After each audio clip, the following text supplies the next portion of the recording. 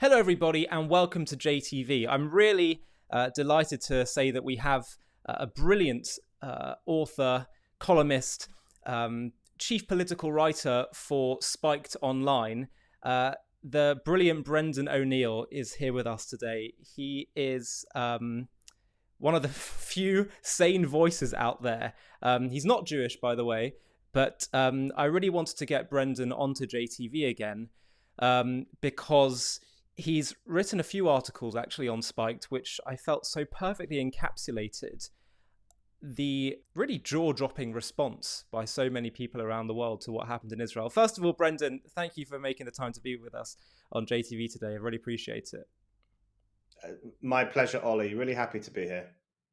So let's talk a bit about what's happened in the past few weeks. You've brilliantly captured the jaw-dropping response around the world where truth is falsehood and falsehood is truth, where essentially anything that Israel does to protect herself is condemned. And you summarize this perfectly in an article you wrote called "Why Won't the Jews Just Let Themselves Be Killed?" And I think that basically summarizes it for us. And I want to talk about a few things that you said in that article, but do you want to just essentially summarize the premise of this article? Yeah, so the thing that has really alarmed me over the past 2 weeks, two things. Firstly, the act itself on 7th of October, which is a day that will live in infamy in the history books, the worst attack on Jewish people since the Holocaust. So firstly, there's that, which we all know the details, the chilling details of what happened on that day. But then there's been the response in the West. And even to someone like me, who has been writing about the new anti Semitism for a long time and who's been writing about Israel phobia for a long time, even I have been shocked by the response. The denialism that we've seen, where people are essentially saying, did these atrocities really happen? Where's your proof? Are you making it up? The way we've seen Israel being instantly demonized. Essentially, Israel had it coming because it's an evil country and its people are not real civilians. They're all colonial settlers. So what do you expect? And the way in which we've seen marches in London and in America and other parts of Europe as well, in which people have essentially made the same chant that Hamas makes, which is from the river to the sea, Palestine will be free. If you had told me even a few months ago that we would witness the worst pogrom against Jews in 80 years and that people would be on the streets using the slogan of the pogromists themselves, I wouldn't have believed you. Even I would not have believed that that was possible. And yet that is happening. And the point I make in that piece you mentioned is that if you add all this up, if you add up the demonization of Israel, the way in which every act Israel takes to defend itself from Hamas is demonized and described as a war crime, what people are essentially saying is, why won't you Jews just let yourselves be killed? Why won't you let Hamas do what Hamas needs to do? Why don't you just turn the other cheek or expose your throat, open up your shirt, let yourself be shot? This is essentially what radical leftists and others in the West are saying. And I think it's genuinely repulsive and very worrying about where our societies are at the moment. Yeah, and from what I understand, you, at least historically, have positioned yourself as being somewhat on the left of politics. So how do you make sense of this? Like the truth of the situation, of the evil of Hamas and Israel's right to do whatever they need to do to defeat Hamas. The truth of the situation has never been so stark, and the hypocrisy and the overt Jew hatred of the anti-Israel mob has never been so clear. And it's just been, I think, as you were saying, it's so surreal to see this stubborn, unrepentant hostility to Israel among so many across the world, and even among many Western institutions, parts of the media, celebrity culture, sports culture, universities. And so it's clear to me that this goes deeper than surely than people just understanding the facts. Can you have you tried to make sense of how can people get so messed up in their thinking that the truth and basic morality can get so deeply inverted? Yeah, it's such an important question. I mean, the lack of moral clarity that we've seen from institutions and organizations in the West has been really troubling and very, very alarming. One of the things I find very interesting is that, as we were saying earlier, everything Israel does is now described as a war crime or as genocide. So if it bombs Gaza in order to root out Hamas, that's a war crime. That's an act of genocide against the Palestinian people, apparently. But then if it asks people to move first, if it asks Palestinian civilians to clear out a certain area so that they don't get injured or killed, that's also a war crime. That's also genocide. That's being referred to as forced transfer, which is akin to an act of genocide. So the point I make in that piece that you mentioned is that when it comes to Israel, even not killing people is a genocide if Israel's involved. This is the kind of Orwellian situation we've now reached. And I think the use of terms like genocide every time Israel takes action is really interesting, because I see it as Jew taunting. I don't think it's about criticizing Israel anymore. I don't even think it's about criticizing Israel in a really kind of hysterical fashion, which some people might justify it in those terms. This is about taunting the Jewish nation and taunting Jewish people by saying to them, you have become the heirs of the evil that was unleashed against you in the 1930s and the 1940s. You are now the Nazis. You have become the thing that tried to destroy your people. It's mockery, it's taunting, it's racist abuse.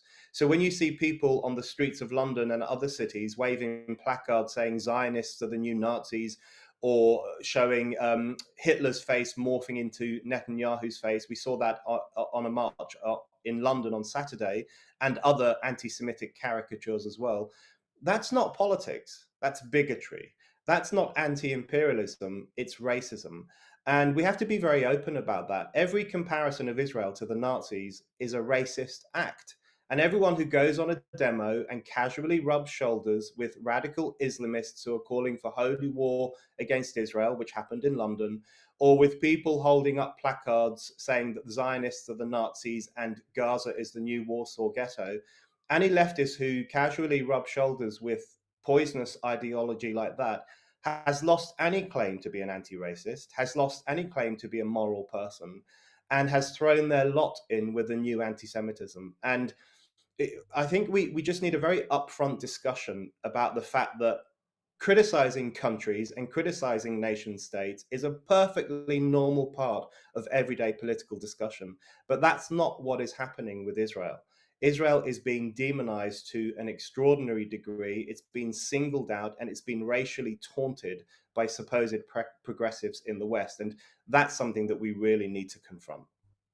I couldn't have said it better. And I think that's what I felt is really going on here. And I felt in some ways, screaming at people who just will not see.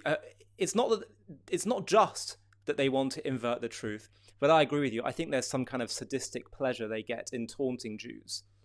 So I wonder whether in some of these cases is it worth speaking to them and trying to reason with people who are really hostile on a level. It's a level of prejudice, basically. Is it worth having conversations with people who are basically just bigoted towards Jews? Probably not. I mean, lots of these people are a lost cause, and certainly some of the open anti-Semites we saw on the streets of London on Saturday on the supposed March for Palestine. It's not worth engaging with them. I mean, that guy who shouted out God's curse be on the Jews. I mean, you and I are not going to have a rational discussion with someone like that. But even I think some of the kind of middle class progressives on that demo are probably somewhat of a lost cause too, because their Israel phobia is now so entrenched and so unhinged that it's actually quite difficult to shake them out of it. They really have convinced themselves that Israel is a uniquely evil nation, with a unique kind of hypnotic power over America and Britain in particular. And they can't see how that echoes what was once said about the Jews. All the things that were traditionally said about the Jews are now said about the Jewish state. The idea that it controls world affairs, the idea that it has a bloodlust, that it loves killing children, the idea that it is a malevolent force that is causing interrupting world peace and causing death and destruction everywhere. This was once said about the Jewish people, now it's said about the Jewish state. I mean, that's either a really amazing coincidence or we've witnessed the transportation of the hatred of the Jews onto the hatred of the Jewish nation. And I think that's what's happened. I think, we have to be very honest about how serious this crisis of reason and enlightenment is, right? We have a left wing publication in the UK, you will know it, Ollie, called Novara Media. One of its editors, on the day of the 7th of October, referred to it as a day of celebration. She has since deleted that tweet, but that was her response. Another member of the Novara Media team said, "Do we support Palestinian resistance or not?" He said that on the day that Jews were being slaughtered for being Jews. Men, women, and children, grandmothers, disabled people being murdered and kidnapped. And that's what they were saying. And we saw that Cornell professor who said that he found the Hamas attack on Israel to be invigorating. And we've seen these sentiments in many, many places. And it makes me think, what are these people going to say to their grandchildren when their grandchildren says, Granny, Granddad, what did you do when the worst attack on Jews since the Holocaust was carried out? And they're going to have to say, we celebrated it. We apologized for it. We said we should rejoice. That was the word in the headline of the Socialist Worker newspaper. They said we should rejoice this attack on Israel because it has humiliated a racist country. So they're going to have to tell people in the future that when this genocidal assault on the Jewish people took place, they rejoiced, they celebrated. And that brings shame not only on those individuals, but on our country as well, because it raises the question of what kind of country Britain has become, that it contains so many people who think Israel deserves to be attacked in this way. And do you put a lot of this down to just deep moral confusion, deeply clouded in ideology, or is it just straight up Jew hatred? What do you put it? It's a mix. What do you put it more down to? I think it's a combination of those two things, isn't it? I think some people are just very morally confused. They've latched onto the anti-Israel issue because it feels morally clear to them.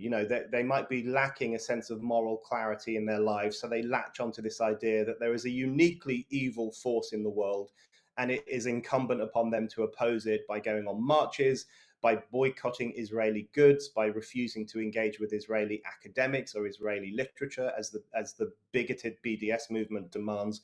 So they can kind of gain a sense of moral purity through this Israel phobia. I think a lot of people are doing it for that reason, which I think is very cynical, and it sets a dangerous path towards outright anti-Semitism.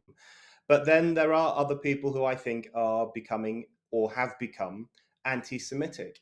And you mentioned that I am someone who traditionally comes from the left of politics. Well, in the early 20th century, there were very heated discussions among leftists in Europe about the socialism of fools. And the socialism of fools was this idea that some leftists, some radicals, some Marxists had convinced themselves that capitalism was a Jewish plot. It was all down to these nasty, conniving, money-hungry Jews. That's why capitalism was such an evil, rotten institution. And other leftists and Marxists and radicals said that's idiotic, that's anti-Semitic, that's a dangerous argument to make. And I think we are seeing the return of the socialism of fools. I think a lot of Corbynism, the Corbynista movement, I think, was riddled with the socialism of fools. I think the hatred for Israel could be referred to as the anti-imperialism of fools, this idea that the Jewish nation is uniquely wicked and deserves every genocidal punishment that comes its way. That's the anti-imperialism of fools. So anti-Semitism has crept back into public life and into political discussion and into left-wing activism. And it is really important that everyone who supports Israel's right to exist and supports anti-racism speaks out against that at every opportunity. Absolutely. It's interesting. Howard Jacobson, who's also a sort of historically left-wing British writer, he said something which I think so perfectly encapsulates the phenomenon you discuss, which is that Europe never forgave the Jews the Holocaust, meaning that there's a certain need to feel to rid oneself of the shame perhaps some people in Europe may have felt for the Holocaust, so they can continue to taunt the Jews again. So this is an opportunity to try and feel morally superior to the Jews and to shame them morally, even though of course it's all nonsense. But I think that's what's going on, and I think one of the ways that perfectly proves that, and you speak about this a bit in your article, is the fact that you had 100,000 people out in London last Saturday, basically anti-Israel. I'm not going to call it pro-Palestine. It's just an anti-Israel march. And where were they when you had the Syrian civil war, where you had more people killed in just a few weeks of fighting than have been killed on both sides since Israel was established in 1948?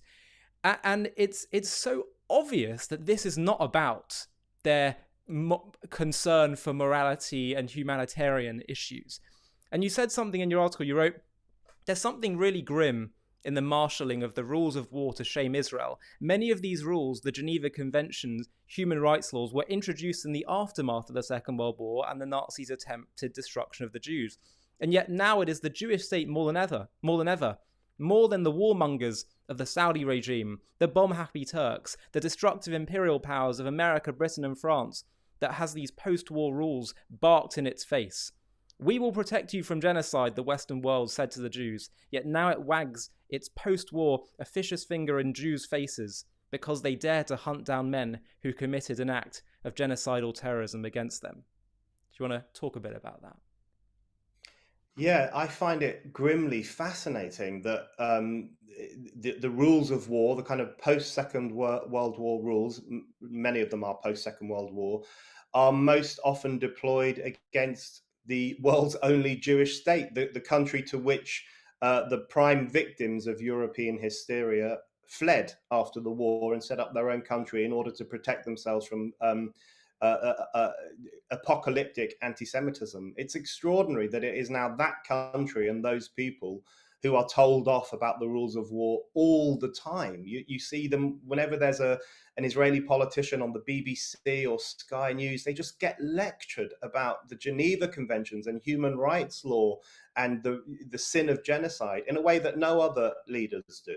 It's so blatantly one-sided. And it's interesting you mentioned the Syrian conflict there.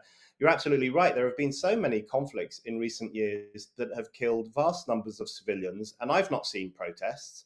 I've not seen, certainly not mass protests. I've not seen Sky News presenters or BBC presenters wagging their fingers at the leaders of those nations. Saudi Arabia, for example, they killed around 9,000 civilians in Yemen over the past few years. And now Saudi Arabia is telling Israel to show restraint. I mean, it's just this grotesque hypocrisy. And you mentioned Syria. What's interesting about the calamity in Syria over the past decade and more is that many, many Palestinians were killed in that conflict. I think maybe around 3,000 Palestinians died as a result of the Syrian war.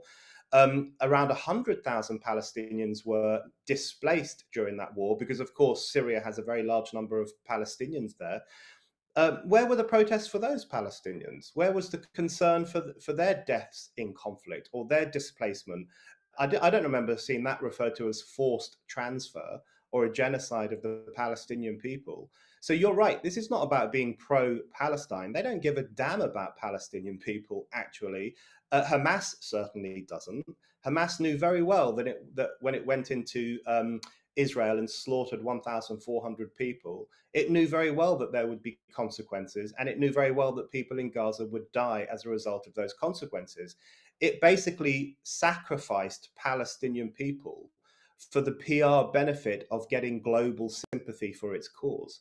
This is how cynical and monstrous Hamas is. Not only is it willing to kill Israelis, it's willing to sacrifice Palestinians in order to get influencers and lovies and leftists in the West on the streets hollering their hatred for Israel. And it completely succeeded at that.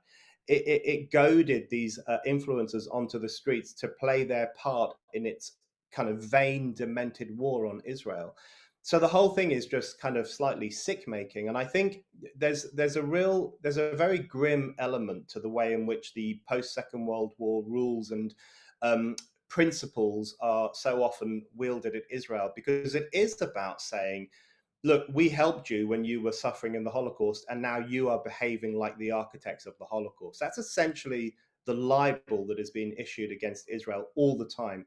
And, I saw this very sinister chant in Berlin on one of their anti Israel protests, where lots of young Berliners were chanting, "Free Palestine from German guilt." And they were chanting this in English, which was very interesting in itself, but they were chanting it very forcefully. And I thought that really sums this up, because there is now this generation in Europe that is becoming very cavalier about the Holocaust, which feels that it shouldn't even have to think about it or talk about it very much. It waters down the uniqueness of the Holocaust all the time by referring to the Palestinian Holocaust or the Palestinian genocide, when in truth, the number of Palestinian people has risen enormously over the past few decades. It certainly hasn't declined by 6 million, which is what happened in Europe in the 1940s. So I find all this wielding of Holocaust talk against Israel to be blatantly racist, deeply cynical, and actually quite horrific. And I fully understand why Israel takes grave offense at that. Yeah, and what's wild to me is that it's only 75 years since the Holocaust. The Jewish community used to talk about, gosh, maybe in a generation or two after all the survivors die, maybe what are we going to do to ensure that the message still remains and that we don't allow something like this to happen again. And they haven't even died yet. There's still many survivors who are still around. There was a Holocaust survivor taken hostage in Gaza. I mean, it's jaw dropping. But at the same time, many Jews are sort of thinking, well, maybe it's not so jaw dropping because this has always been Jewish people's story. What do you say to those? I just want to have a very clear message here, because one of the things that I see a lot of perhaps the anti-Israel spokespeople who go on TV and they're dressed in their suits and they argue things in sort of in a more dignified way, and they say, look, ultimately the root problem here is Israeli occupation. It's occupation that's the problem here. And I often don't even know what they mean by that. What are you talking about? What do you say to people that say that in light of all this? It's victim blaming. It's basically saying Israel deserved this. It's basically saying that Israel deserved the worst attack on the Jewish people since the Holocaust. That's what they're saying. And I've written about the double racism inherent in this argument. So firstly, there's the racism of singling Israel out for more opprobrium than any other country in the world, and talking about it as genocidal and evil and so on. That I think is clearly anti-Semitic, clearly has racist undertones. But there's also the racism of absolving the Palestinian people, in particularly members of Hamas, of responsibility for what they do. It demonizes Israel and it infantilizes Palestinian Arabs, and it essentially says to Hamas and their supporters, well, what do you expect them to do? They're really sad, they're really oppressed, they have no choice but to go into Israel and slit people's throats. They have no other choice but to go into Israel and burn alive mothers and children. That is racist against Palestinians, right? And what these campaigners are actually saying is that Israel is mature enough to enjoy criminal responsibility for its actions, but Palestinians are not. Israel is mature enough as a country to be held responsible for dropping bombs that kill civilians, but Palestinians are not mature enough to be held responsible for what they did in the south of Israel. That was just a kind of Pavlovian reaction to oppression. That was like an infantile cry for help. It was if they make any criticism at all, they will say it was a kind of the tantrum of the oppressed. So there's this double racism taking place. There's the racism of Israelophobia, and there's a racism of this really grotesque infantilization of Palestine as the child of global affairs that requires these wise, usually white Western progressives to look after it, to care for it, to cry for it, to march for it in the streets. I find it really repulsive, I have to say. And I've often found that Palestine solidarity campaigns are actually incredibly infantilizing and paternalistic and not like the solidarity campaigns one might have seen in the past with countries that were genuinely oppressed or people who were genuinely being repressed by certain regimes. So there's a double racism going on here. And I would simply say that the people who bear responsibility for the current mess in the Middle East that we're seeing on our TV screens every night is Hamas. Hamas started this war. It killed more than 1,000 Israelis in the most barbaric way imaginable, genuine crimes against humanity. It knew very well that Israel would respond. It knew perfectly well that there would be a response and that it would be a severe response. Hamas started this war. Israel has every right to try to finish it. And if people say this is all Israel's doing, they are simply victim blaming. That's supposed to be the great crime amongst the kind of identitarian left. There's nothing worse than victim blaming, but that's exactly what they're doing here. And I think it is racist against Israel to suggest that it should turn the other cheek to genocidal terrorism. But it's also racist against the Palestinians, who are infantilized as people who aren't really responsible for what they do. I think we have to rise above those arguments, recognize the criminal culpability of Hamas for the current war, and make the argument to Hamas. If you want this war to stop, it seems very simple to me. Hamas has got to release all the Israeli hostages immediately. It has to surrender to Israel on terms that Israel finds acceptable, and it has to agree to disarm. That's the only way to stop this war. It's interesting you make that point. There's a bigotry of low expectations when it comes to talking about Arab Palestinians. But there's also this bigotry in terms of saying to Israel, well, we hold Israel to a higher standard because you're a Western country. And so we're only saying this because we expect you to act better than them. No, that's also taunting Jews, basically, because the standard that you're looking for is the standard. It's basically, as you said, to fall on your sword, because it's not possible. The kind of standards that they're demanding of Israel, it's not. They're just simply not realistic, and obviously just used as a weapon to taunt Israel. Do you think, though, contrary to, we're seeing a lot of pundits and British institutions and Western institutions, universities, the rest of it, elites, who are spouting this bigotry towards Israel. But do you think people around the world, the general public, the silent majority, are waking up because of this? It certainly seems from some polling done in America and the UK that the majority of actual citizens do support Israel's, defense and all the rest of it. What do you have to say about that? Yeah, I hope so. And I have seen indications of that as well in polling, which seems to suggest that ordinary people, good, decent people, certainly don't share the anti-Israel hysteria of the kind of chattering class and the academic elites and the so-called progressives. So I have seen that, and that gives me hope. There's also a very interesting generational split, which has been revealed in polls here in the UK, which seem to suggest that while young people, perhaps not surprisingly, especially if they're on social media all day long, or they listen to pop stars or they read certain left-wing outlets, young people tend to be much more pro-Palestine. Let's put quote marks around that. Whereas older generations have a stronger belief that Israel has a right to defend itself, and they seem to recognize what's at stake here, which is that a violently regressive radical Islamist outfit has just committed an atrocity of historical proportions against Israel, and they recognize that that's a very serious matter. So yeah, I think there are lots of people out there who probably don't like war. They don't like what they're seeing on their TV screens. The BBC, its coverage is extraordinary. They are myopically obsessed with the horrors that Israel is allegedly committing. They haven't given this kind of coverage to any other recent war, maybe the Syrian war when it started, and of course the Ukrainian war, but they kind of forgot about those very quickly.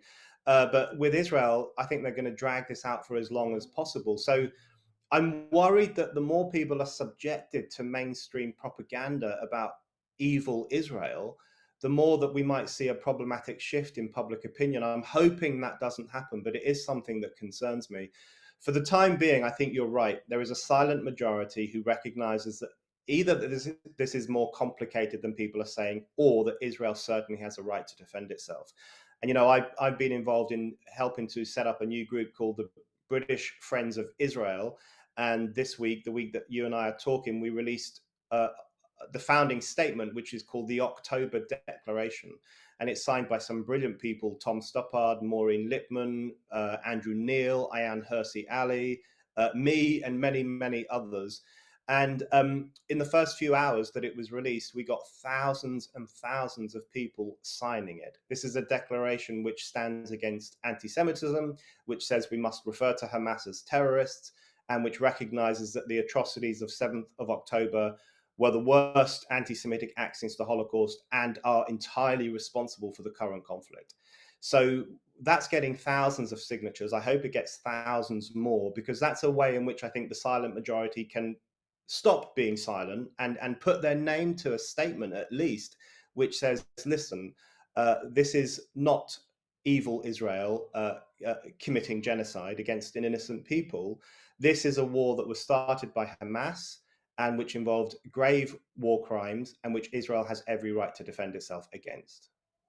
Wow. Well, thank you for making that. I saw that actually, and that was really, it was really good to see. It's funny as well that you mentioned, talk about the media's obsession with what's going on. I often want to ask people and the critics, like, you're not saying anything valuable or helpful by focusing on the inevitable casualties of war when you have no alternative to offer. And that's the thing that I often want to say to people. What are you suggesting Israel do differently? And they never do that. They just say, oh, look at this explosion that happened. Well, welcome to war. Welcome to defeating an enemy. And it's just, it's so basic, this stuff. So this is what I want to ask you next. How did you come to recognize the truth? What does it take? You're not Jewish. You grew up firmly on the left of politics, as you say. What does it take for someone to just acknowledge these basic truths? I think for me, it took some time. I've been writing about this issue and the problem of the socialism of fools and the problem of Israelophobia. I've been writing about it for a long time now, maybe 20 years. And just over that period, I recognized that it was even a greater problem than I thought. Bit by bit, every time there was a conflict in the Middle East or a blow up of tensions, you could see it getting worse and worse. The response of people in the West, the hatred for Israel, the pity for Palestine, the toxic combination of those two political ideologies, you could see it getting worse every time. This time, it's been so bad that even I've been shocked. And I am someone who's been writing about the problems of the racist left and the problems of Israelophobic progressives. I've been writing about it for years. And even I've been shocked by what's happening. One thing we're seeing, for example, is a new form of Holocaust denialism in real time. You have people now all over social media, influential people, not just racist lunatics in the cesspit of the internet, saying, well, where's the proof that these atrocities committed by Hamas actually took place?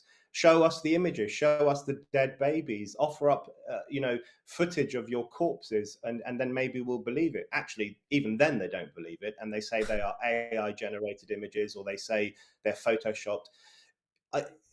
I've been so shocked by that. It's kind of hard to put it into words, and you start to understand how it was possible that people didn't believe that the Holocaust was happening. You start to understand what bigotries must have existed for people to say, oh, I'm sure that's all just made up, because we're seeing the same thing again now. So I have found that incredibly disturbing. And I think the broader concern for me is that there is this kind of, there's a hysteria in the West at the moment. There's an anti-reason, anti-enlightenment, anti-truth movement. You see it not just in relation to the Israel discussion, but on many, many issues. And one consequence that is having, and I think we're going to see this play out in the coming weeks, is the weakening of the idea of what the Holocaust meant. You mentioned earlier on that the Holocaust happened within living memory. There are still people alive who were either victims of it or assisted in some way in perpetrating it. This is an event in living memory. And I think we're witnessing something very peculiar at the moment, which we might refer to as Holocaust envy. Because one of the problems in contemporary society, I think, is the politics of victimhood. Mm, And there is this fashion for being a victim. There's this mm, fashion for being frail and vulnerable. And that's one reason people are drawn to the Palestinian cause, because they see the Palestinians as the world's ultimate victims. And it kind of gives them a sense of moral authority that they can fawn over these victims. And one of the consequences of victim culture is that people are chipping away at the Holocaust and its uniqueness, because they are essentially jealous that Jewish people have this claim to the worst crime in human history. And you see that in the way in which they will now use the word genocide for all sorts of terrible events that are not, however terrible they are not comparable to the Holocaust. Or the way in which they will refer to Gaza as being like the Warsaw Ghetto, which is a form of Holocaust denialism. uh, or the way in which, the Muslim Council of Britain, for example, has previously refused to take part in Holocaust Memorial Day until other genocides are included as well, like Srebrenica or Rwanda, I think, and so on. There is this attempt to dismantle the truth of the Holocaust itself, to bring that event tumbling back down to earth, to say it wasn't actually all that special, it wasn't all that unique, and the Jews should stop going on about it. And that, I think we're going to see a lot more of that in the coming weeks. I think we're going to see a lot more Holocaust relativism, a lot more atrocity denialism, and a lot more people saying, well, actually, the Palestinians are now suffering as badly as the Jews once did. We've got to look out for that, because if we can't defend historical truth and truth itself, then we really have lost this fight. absolutely, that was said so well. And it's interesting, like the Jewish people for centuries have tried to teach the world, especially a bit bearing the brunt of prejudice, about the importance of caring for all and the victims and the underdog. And the second the world claims to start to understand that privilege, they use it to, they twist it as a way to have a go at the Jews. It's amazing. It's a remarkable turn in history, and it's so interesting what you say about the glorification of the victim, right? Because I think part of why Israel also is so bothersome to people that hate Israel and talk about the victimhood of the Palestinians is that Israel breaks the rule of this whole victim culture. Israel, the Jewish people, are a group of people that say we will not be defined by our victimhood and we're not going to obsess over it. And I think that's also why they really, really hate Israel, because it breaks that whole, doctrine that you are defined by your victimhood and generational trauma and all the rest of it. And Israel is a living, breathing example of why that doesn't need to be the case. I want to know what do you think ultimately? People often struggle to figure this out, but what is your sense of what ultimately motivates hatred towards Jews? Uh, well, it's such a sweeping question, isn't it? Because it's got so many historical expressions. I think Jake Wallace Simon's new book on Israelophobia is really good on this question, and he traces the changing nature of anti-Semitism historically. So traditionally, a long time ago, there was religious anti-Semitism, the view of Jews as the Christ killers and the sacrifices of Christian babies, these sinister figures on the outskirts of society, and every now and then they had to be completely expelled from society in order for society to survive. So there was religious hatred for a long time. In the 20th century, it becomes a bit more scientific racism. I'm doing quote marks around scientific. There's a kind of biological racism in the 20th century, where the Jews are seen as germ-like, a toxin in society, a bad influence, the controller of global affairs, this kind of poisonous, nefarious influence on our lives and our societies. And of course, that led to pogroms and eventually to the Holocaust. I think we're seeing a new expression of it now in the language of social justice. This is what makes it so slippery. It's now woke language that is used, seemingly politically correct language, even anti-racist language that is being misused in this case to further a new form of anti-Semitism. And I think that's one of the challenges we face, Ollie, which is that so often anti-Semitism gets dressed up as anti-racism.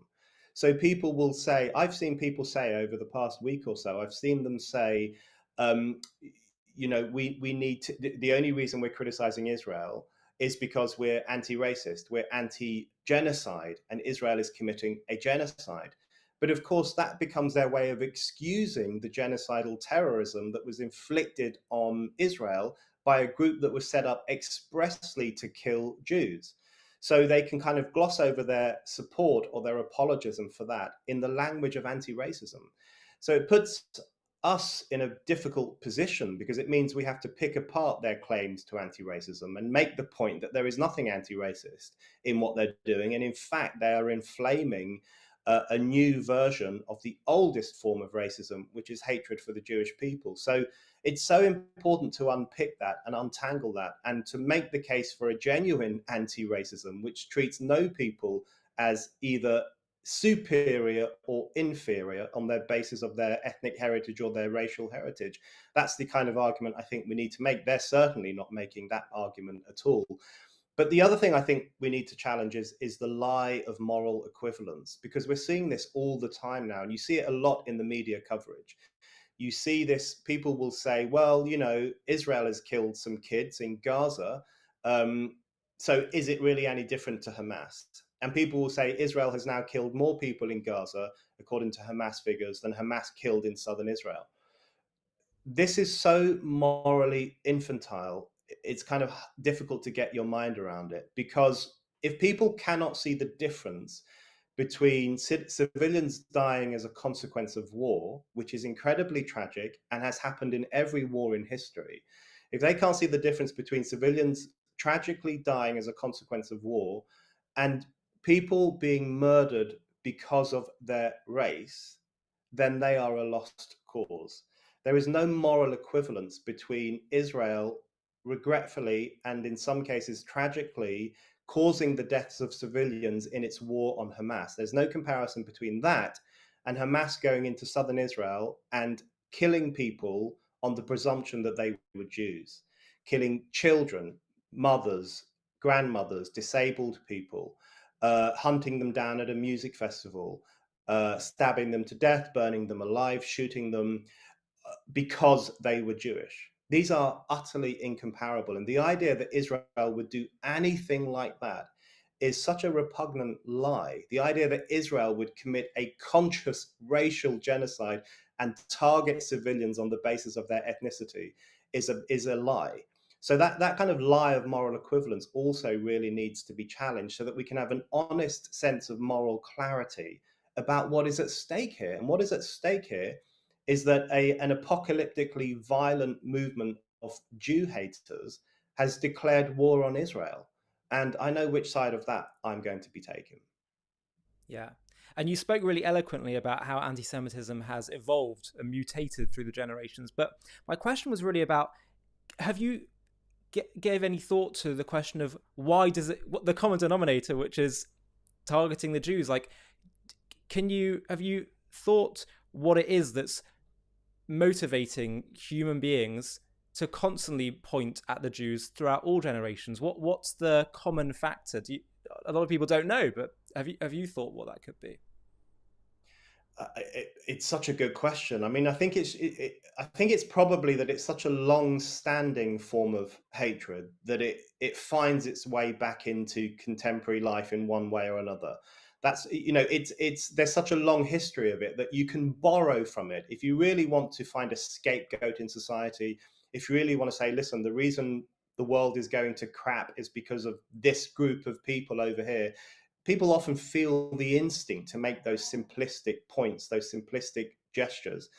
And if there is a long history of people saying it in relation to Jews, then that's what people are going to reach for. So there is this kind of the re-expression of this hatred all the time is fascinating. And I think one of the things that underpins anti-Semitism, it often makes an appearance in very dark times in Western society in particular. I know it exists around the world, but the manifestations of it in Western society are very interesting because it's often during a downturn in Enlightenment values, a crisis of reason, a crisis of truth. It's often in those moments that anti-Semitism makes its reappearance, because what happens is that people start turning away from truth and reason and moral clarity, and they start looking for someone to scapegoat for the problems in their own lives, or the problems in their society, or the problems in the world. So they turn away from rational discussion about the problems we face and what we might do about them, towards looking for a group of people or an organization that we can just point the finger at and say they're to blame for everything. That's what I think we're seeing now with Israelophobia. There is the return of that instinct to blame the Jewish people for all the ills of the world, and to rage against them on that defamatory basis. So why is it the Jews every time? I think it's probably because there is such a history of it. There's a historical memory in our societies, sadly, of Jew hatred, and therefore it can lend itself to modern manifestations of conspiracy theory, anti-enlightened thinking, the search for scapegoats. And I think that's definitely what we're seeing now. I really do. I don't want to over-egg it, but I really do think civilization is on the line at the moment. I don't think our societies are going to collapse anytime soon. I certainly wouldn't want to do the politics of fear or anything like that. But the events of the past 2 weeks have raised the question about whether we are on the side of Western civilization or not. Are we on the side of defending democratic countries, free countries, defending the Jewish people from an incredibly reactionary, backward, racist movement and its pathetic apologists in the West? What side are we on there? And that really is a question that confronts us all. And I think the more of us who speak up for the values of Western civilization, which includes the right of Jewish people to live in peace, the better. Well, this was actually going to be my final question to you, Brendan. And I wanted to quote one of the last paragraphs in your article where you wrote, "It is a warning sign to civilization itself that Jewish children have been killed for being Jewish children. That in this new millennium, the genocidal execution of Jews has returned. The Western world fails to recognize at its peril what a vast moral challenge this poses to the enlightened values we claim to hold dear." And as you said, this has really opened the lid in ways you didn't expect on all kinds of prejudices bubbling under the surface. So what do you think is going to happen next? And like, what do you suspect is going to be the future for the Western civilized countries? I think we're at a crossroads, and the question of what happens next comes down to us as well as other people. And I think that's something that's really worth bearing in mind. It's tempting at moments like this, because so many awful things are happening and awful things are being said. It's tempting to kind of throw one's hands in the air and say, "Oh God, we're all going to hell in a handcart." I certainly feel that sometimes. I've certainly felt it over the past couple of weeks. But what we do matters as well. And by we, I don't just mean me and you. I mean the silent majority that you talked about, the people out there who understand, I think, at some level what's at risk at the moment. And it's incumbent upon us to speak up for the values of Western civilization, and to speak up for reason and truth, and to challenge anti-Semitism in all its forms. Manuel Valls, the former Prime Minister of France, he did an excellent speech after the Charlie Hebdo massacre. You'll remember, Ollie, that there was the Charlie Hebdo massacre, but there was also the Kosher Deli massacre at the same time. I think 4 Jews were killed in that shortly after the massacre of the cartoonists. And he did an excellent speech in which he said, when this hatred returns, it speaks to a crisis of the Republic. And he was talking in that case about the French Republic and the values of France, the values of modern France. And he said, if France without its Jews is not France. And it was a really good, important rallying cry to decency in the West, and to the Enlightenment values that we claim to hold dear, which include reason, freedom, and tolerance. And I think we need to say the same thing now. We know for a fact that lots of Jewish people, you know this better than I, lots of Jewish people in Britain are not happy at the moment. They don't feel very safe. They're worried about the displays of anti-Semitism that we're seeing on the streets of London and other cities. And I think the most pressing task facing us at the moment is to offer meaningful solidarity with Jewish people, real solidarity with the state of Israel, and then beyond that, making the case for recovering those values that have stood our societies in good stead for a long time, and rejecting the regressive politics and the hysterical politics of the new elites and of radical Islamists. And that's really what we need to do, I think, in the coming weeks, in the coming months, and probably in the coming years. Absolutely. And I just, there's one other point I wanted to quickly ask you about because I feel it is relevant to the British Jewish community. Um, and that's the leader of the Labour Party, Keir Starmer. Because some people in the Jewish community feel that he's shown that he's kicking out the anti-Semites and standing for Israel's right to self-defense and all the rest of it. I still really struggle with the fact that this man tried to get Jeremy Corbyn into Downing Street just a few years ago. Not when he was a student activist, not when he was, young and inexperienced, just a few years ago. And maybe he'll say that was just political opportunism. In my mind, there are some things which cross a red line, and that's not acceptable, even if you can't justify it with political opportunism. And he was asked by Beth Rigby, the Sky News reporter, just last week, was he trying to get, many British Jews are wondering, was he trying to get Corbyn into power because he had to, because he actually wanted to? And he was asked this and he said, look, I always want a Labour government, but we lost our way. And he kept saying that. I always want a Labour government, but we lost our way. And she said, do you regret trying to get him in? Same answer. That to me is not really, really acceptable. And I don't know why he doesn't say that. Just wondered if you had any reflections on that. It really is extraordinary. I wrote about this for the Daily Mail about a week ago. It is extraordinary that had the 2019 general election gone a different way and had Corbyn won, this country could have a prime minister, a man in Downing Street, who once referred to Hamas as his friends. At the exact time that Hamas was slaughtering Jewish people, including British-born Jews, we could have had a prime minister that once referred to these genocidal lunatics, these racist terrorists, as his friends. And the seriousness of that, I don't think people have fully comprehended just what a catastrophe that would have been, and what a catastrophe it was that Labour was led by such a man for a long period of time. And as you say, and this is the point I made in the piece I wrote for the Mail, it's also not as simple as saying, well, Corbyn's gone now, what a relief. Because as you say, Keir Starmer lobbied for him to be in control of the country. So did many other people in the current Keir Starmer's shadow cabinet and people around at the top of the Labour Party. They lobbied for a man who we all knew had referred to Hamas as his friends. They lobbied for that man to be the prime minister. Hamas's founding charter committed it to an existential struggle against the Jews. As recently as 2021, Hamas officials have called for people to cut off Jewish people's heads. It has made no apology, has never tried to hide the fact that it is a violently anti-Semitic movement. Corbyn knew that at some level when he referred to them as his friends, and Keir Starmer knew that when he lobbied for Corbyn to get into power. So Labour has questions to answer, and unless it has a very honest reckoning with its very recent past, unless it has a reckoning with the socialism of fools and the way in which that was able to infiltrate the party for a period of time, then I think it will remain a bit of a lost cause.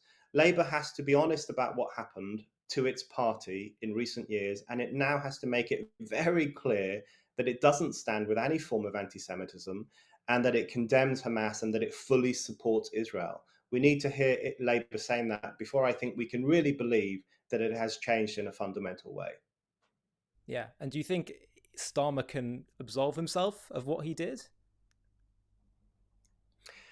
I think what he does in the next few weeks will probably determine that. I think I can see him buckling already. That's what's interesting. He did make a few pretty good, clear statements about supporting Israel's right to defend itself, but he moves in circles. The kind of dinner party scenes in parts of middle class leafy London where, sad to say, there is a lot of Israelophobia and sometimes just anti-Semitism. I mean, he does move in those circles. He will move in circles where people will be saying Israel's committing a genocide.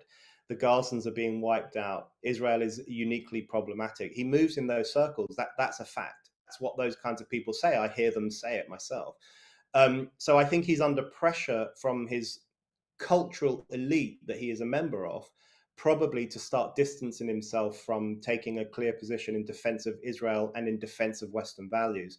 So let's see how much he buckles. But I think unless he makes it very clear that the Labour Party is a party that does not tolerate any form of anti-Semitism, which condemns Hamas constantly, and which supports the right of this democratic country to defend itself, unless he makes that very clear, I don't see why Jewish people in Britain should vote for Labour, and I don't see why any decent person should vote for Labour. We need to hear that it has changed in a meaningful way. Yeah. Well, Brendan, thank you so much for your time. We've really had a lengthy discussion. Greatly appreciate it. I know all our viewers will, who are both here in Britain and across the world. Thank you for your friendship and all your activism, and I hope we can have more enlightening conversations in the future. Thank you. Thanks, Ollie.